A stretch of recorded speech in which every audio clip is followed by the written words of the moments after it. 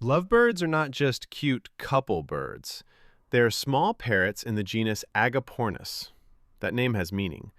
Agapornis comes from the Greek agape, meaning love, and ornis, meaning bird. So the name literally means lovebird. There are 9 recognized lovebird species. They are native to Africa and Madagascar. Lovebirds are known for their close pair behavior and often sit close together.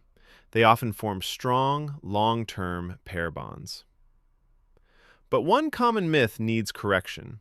There is no scientific evidence that a healthy lovebird will inevitably die from grief after losing its mate. Lovebirds are highly social birds, but they are still real parrots with real care needs. Small size does not mean simple care. They need space, safe enrichment, daily observation, and patient handling. Tiny body, strong personality. Real parrot care. Follow Birds Aviary for more verified bird facts and science-based bird care.